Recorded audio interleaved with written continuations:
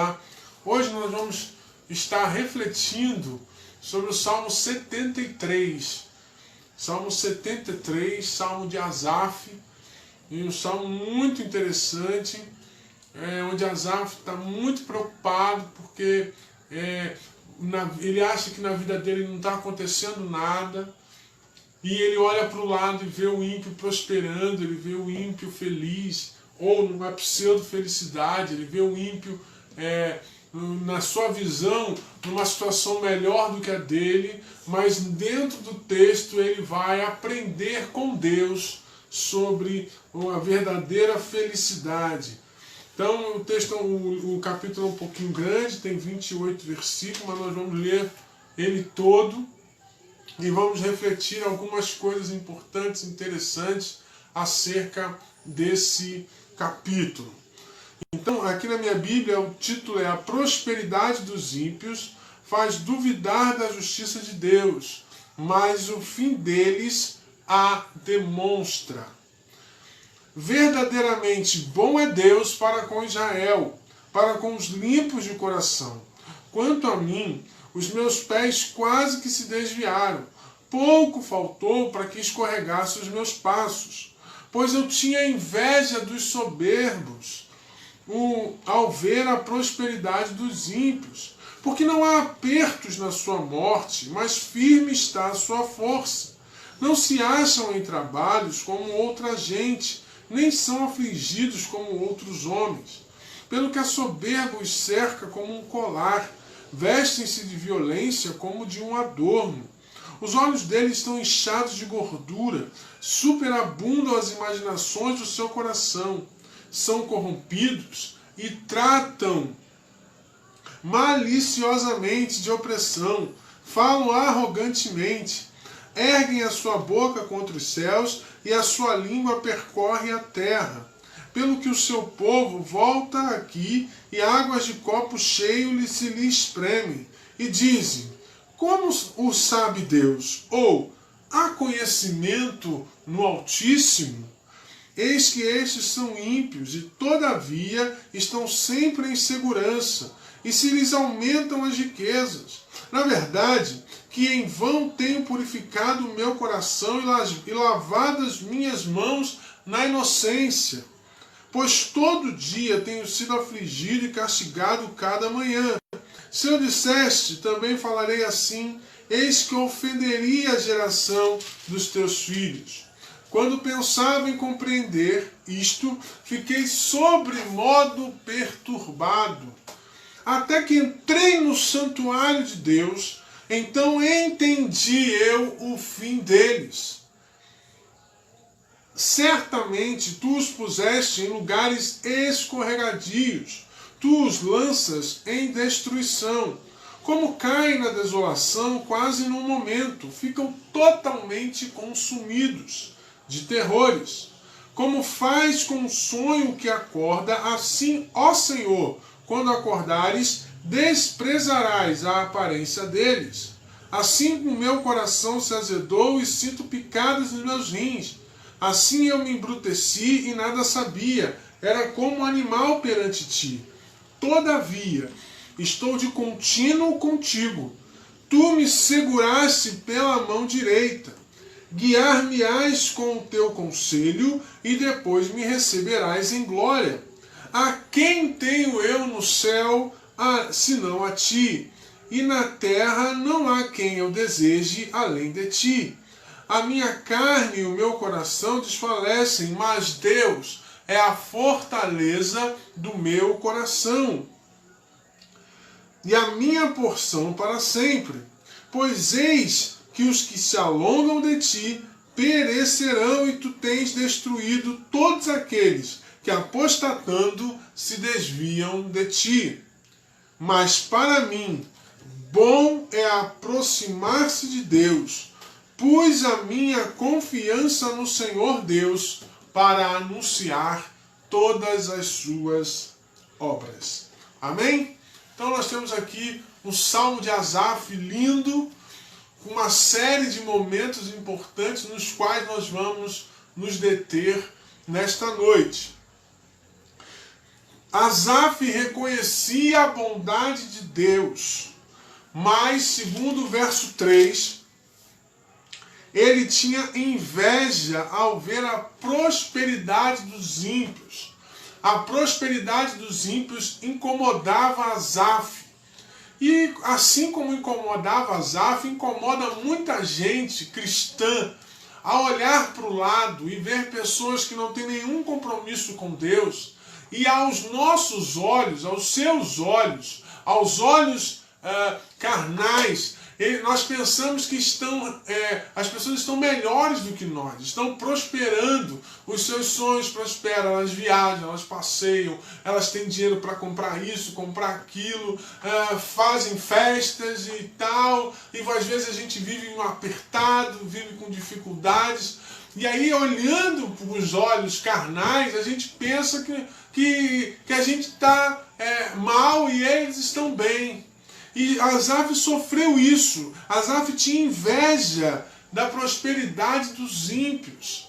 O fato é, irmãos, que quando a gente fala de prosperidade, nós estamos falando de uma palavra completamente relacionada a Deus. Prosperidade é igual a palavra sabedoria. A sabedoria sem Deus é inteligência, é conhecimento. Com Deus é sabedoria.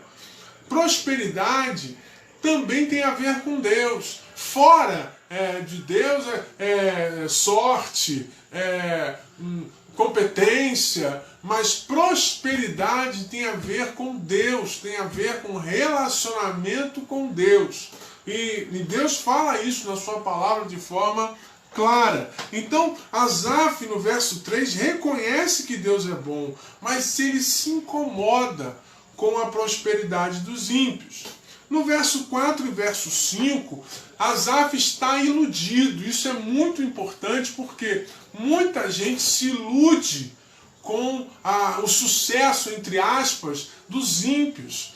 O fato de eles estarem conquistando dinheiro, poder, nos seduz e passa a impressão de que eles são prósperos e nós somos fracassados, porque vivemos apertado, entregamos nosso dízimo com muito carinho, mas com muita dificuldade. Nós estamos sempre tentando equilibrar as contas, vira e mexe, tem que falar de saúde financeira na igreja, porque a gente sempre se perde, ou seja, a gente só vive ali, na média, enquanto esses homens que não têm Deus estão vivendo vão vir abastados de riqueza. Querido, não se iluda, não se iluda. Prosperidade está longe de significar ser rico. Há muita gente rica hoje que está completamente acabada, que não tem metade dos problemas, ou melhor, que você não tem metade dos problemas que ela tem, você não tem metade das preocupações que ela tem. Ou seja, e pior, muitas dessas pessoas que são ricas não têm Cristo, não têm Deus, e isso faz com que a caminhada dela seja ainda mais difícil, ainda mais problemática. O suicídio tem tirado muita gente financeiramente abastada. Quantos ricos estão em depressão? Quantos ricos estão perdendo as suas famílias? Quantos pais hoje não têm mais seus filhos porque perderam para as drogas e por terem dinheiro não roubam, não dão desfalque em casa, mas trazem problema para as suas famílias? Ou seja, a gente não pode se iludir. A gente tem o costume de olhar as redes sociais, aí ver pessoas viajando, passeando, em lugares paradisíacos, usufruindo do bom e do melhor. A gente acaba se iludindo, pensando que elas são prósperas, e eu que fico em casa com a minha família abençoada, eu sou um fracassado. Asaf pensava assim, mas eu quero dizer nesta noite para você, não se iluda com aquilo que os teus olhos estão vendo. Peça a Deus visão, que é além daquilo que você está enxergando. Peça a Deus visão da parte dele, para que você enxergue o que ele quer que você enxergue, para que você abrace a visão, abrace o propósito que ele tem para a sua vida. Então, cuidado com as ilusões, cuidado com o engano. Satanás seduz né? Muitos jovens hoje estão fora da igreja porque Satanás seduziu com uma festa, com a bebida, com as drogas, com a prostituição, e hoje eles não conseguem voltar. Eles já sabem que é ruim, eles já sabem que é nocivo, eles já sabem que o caminho deles é o inferno, mas eles não conseguem voltar. Então, se nós como igreja não formos lá ajudá-los, eles não vão vir, porque eles já não têm forças, porque Satanás fez como areia movediça, né? Eles pisaram, vão se afundando, e quanto mais se mexem, mais se afundam, e agora estão precisando da mão da igreja para recuperá-los, para ajudá-los na caminhada. Continuando, o salmista cita suas percepções sobre os ímpios. Aí está no verso 5, quando ele fala: não se acham em trabalhos como a outra gente, não são afligidos, pelo que a soberba os cerca como um colar, vestem-se de violência como um adorno, os olhos deles estão inchados de gordura, superabundam as imaginações do seu coração. É a percepção de Asaf acerca daqueles que não seguem a Deus, que não seguem a Cristo. Ele acha que essas pessoas estão livres, têm liberdade excessiva, eles não têm regras. Com eles é a violência, né?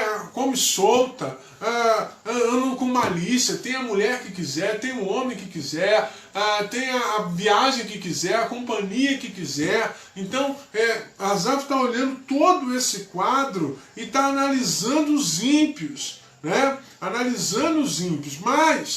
Mas tem um detalhe dessas pessoas. Eles, quando no verso 11, eles desconhecem o Altíssimo. Aí começa Asaf a perceber que há algo a mais nessa questão. Asaf está adquirindo de Deus a visão que eu estou querendo trazer para você nesta noite, uma visão das coisas corretas, uma visão de que isso tudo é ilusão. Porque no fundo, esses que ele falou aqui, a partir do verso 5 até o verso 10, essas pessoas, a conclusão agora vem no verso 11. Eles desconhecem Deus, desconhecem o Altíssimo, né? E aí, verso 12, eis que estão ímpios e todavia estão sempre em segurança e sempre lhe aumentam a riqueza, mas na verdade que em vão tem... Aí chega um momento perigoso. O verso 13 é um momento muito perigoso, porque Asaf supõe que tudo que ele tem feito com Deus em todo o tempo da sua caminhada é em vão. Querido, isso é uma estratégia de Satanás poderosa para tirar você da presença de Deus. Quando você na igreja não consegue alguma coisa e Satanás quer que você conquiste por outros métodos, por uma outra forma, de uma outra maneira, quando ele te serve, né? Serve você com aquilo que você está precisando. Não se esqueça, irmãos, lá em Mateus capítulo 4, Jesus estava em tentação no deserto, sofrendo a tentação, 40 dias sem comer. A primeira coisa que Satanás faz com Jesus, transforma essas pedras em pães. Ou seja, Satanás está seduzindo Jesus, está tentando levar Jesus a um caminho mais rápido, a um atalho, para que o que significava transformar a pedra em pão? Significava que agora Jesus estava fazendo aquilo que o diabo queria que ele fizesse.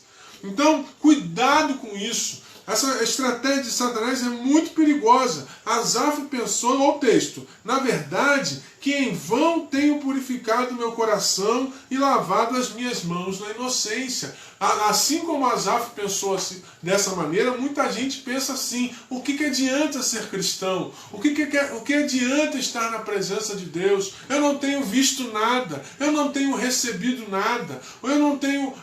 a minha família continua em guerra, a minha casa continua um caos, mas aí a família do ímpio está ali rindo, eles estão escutando pagode, eles estão dando risada, eles estão até tarde gastando dinheiro, e às vezes eu estou aqui apertado. Queridos, não se iludam com essa estratégia de Satanás, para tirar a tua fé, para que você chegue assim, olha, eu vou testar viver esse mundo que Satanás esse mundo que está às minhas mãos e que eu estou vendo que as pessoas estão vivendo e eu não estou vivendo. Quando você larga a fé, Satanás mostra a verdadeira face e mostra para você que na verdade aquilo ali era uma propaganda enganosa. Ele estava só querendo você, e como você agora já largou a fé, como eu disse agora há pouco, vai ser muito mais difícil para você retornar à casa de Deus. Então, jamais pense que as suas horas de oração foram em vão. Jamais pense que a palavra ministrada dos púlpitos, esse tempo todo de cristão que você tem vivido, foram em vão. Jamais pense que as músicas e os louvores que você entoou foram em vão. Não foram em vão. Chegaram ao trono da graça de Deus. Tenha paciência. Não se deixe seduzir. Não se deixe levar por essas estratégias de Satanás, que faz com que a gente olhe para o mundo e fale, eu quero viver isso também.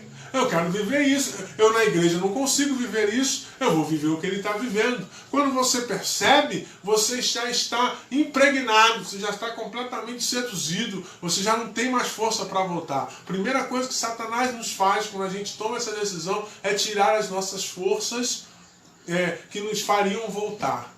Tiram a gente de perto dos nossos familiares, tiram a gente de perto das pessoas da igreja, nos tira perto da oração, nos tira de perto da leitura da palavra. A gente não quer mais saber de Bíblia, a gente apaga o aplicativo da Bíblia que a gente usava, a gente não quer orar mais, a gente não quer saber mais de igreja, a gente inventa desculpas para não ir mais à casa de Deus. Mas eu quero dizer em nome de Jesus nesta noite, não se deixe seduzir por Satanás. Asaf não deixou e colheu muitos frutos riquíssimos que a gente vai ver agora.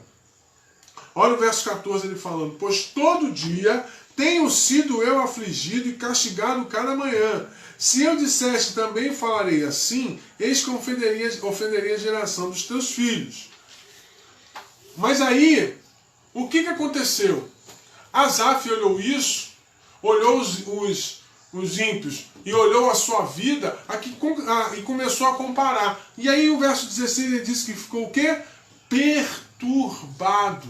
Se você cair nessa armadilha de Satanás de ficar querendo se comparar a sua vida com a vida do teu amigo, do teu parente que não conhece ao Senhor, sabe o que vai acontecer? Você vai viver uma vida perturbada, uma vida sem equilíbrio, uma vida onde você vai ficar confuso. Então não caia nessa armadilha de Satanás.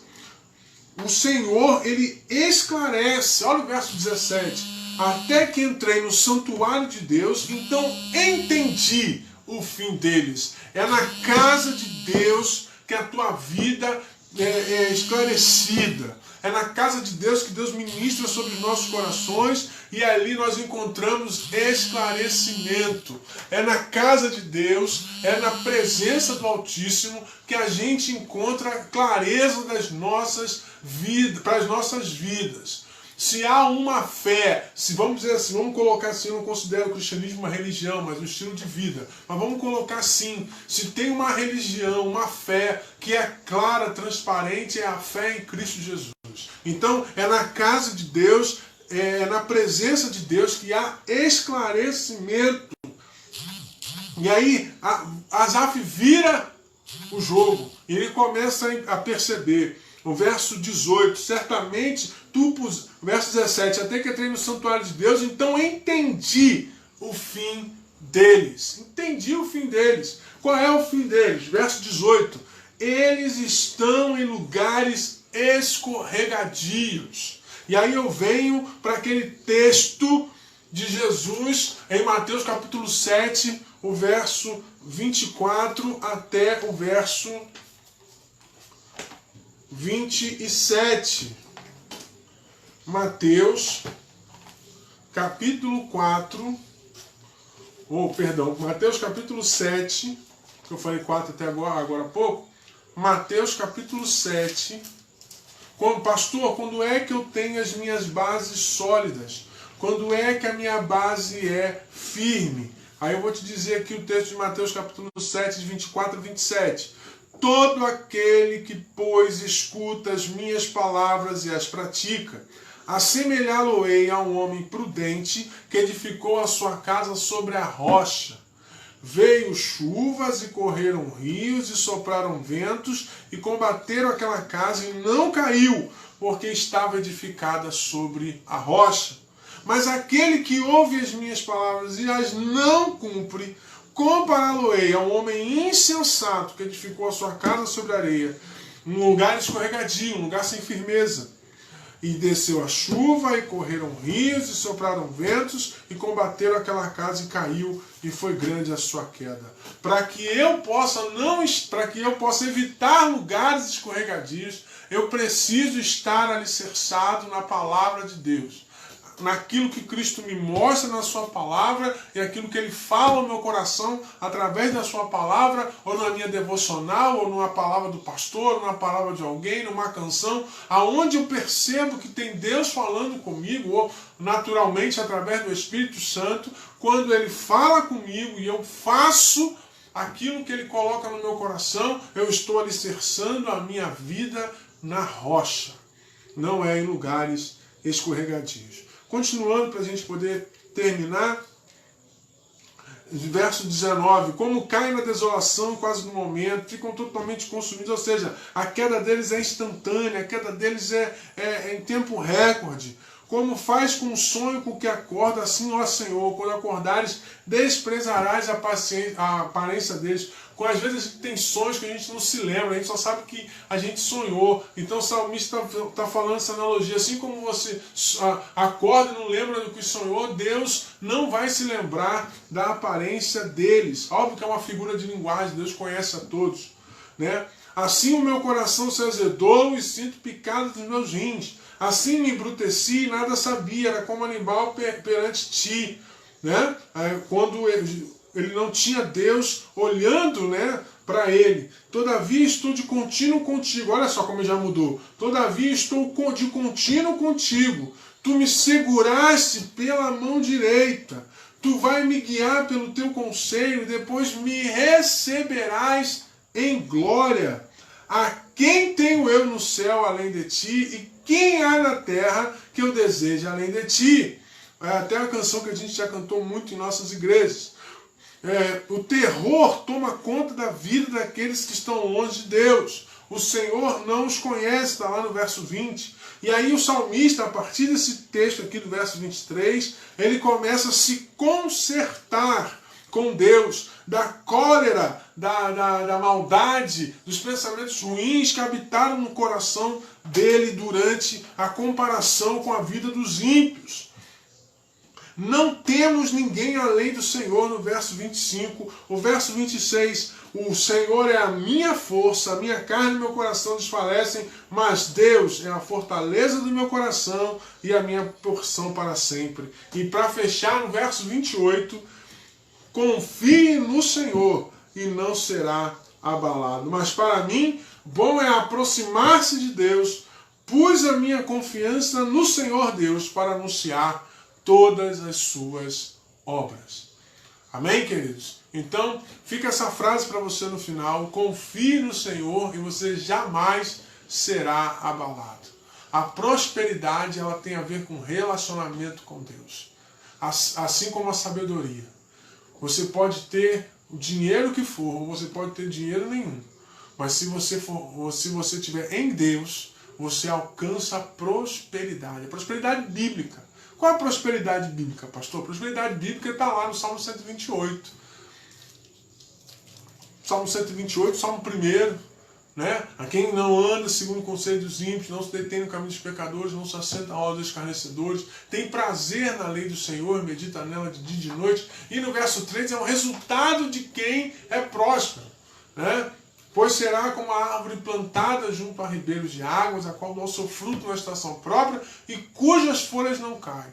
E tudo quanto fizer, prosperará. Então, tudo, quando eu medito na palavra, quando eu tenho prazer na palavra, prazer na oração, os meus alicerces são firmes, não estou com bases escorregadias, e eu olho para o ímpio, mesmo que aos meus olhos, na maneira material, ele esteja prosperando, mas quem está prosperando sou eu, porque cada dia mais me aproximo do Senhor. A prosperidade bíblica, ela parte da aproximação minha com Deus. Quanto mais eu me aproximo de Deus, mais próspero eu sou. Quanto mais eu ouço a sua voz, quanto mais tenho prazer na sua palavra, mais prosperidade eu alcanço. Infelizmente, durante muito tempo, nesses últimos tempos,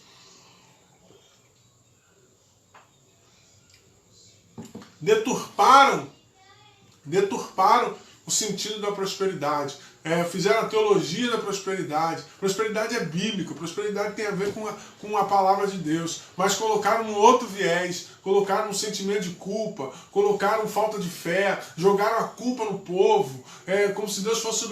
jogaram uma responsabilidade sobre Deus, botando Deus na parede. Prosperidade tem a ver com obediência, prosperidade tem a ver com oração, prosperidade tem a ver com palavra, prosperidade tem a ver com a minha vida cada vez mais próxima do Senhor. Amém?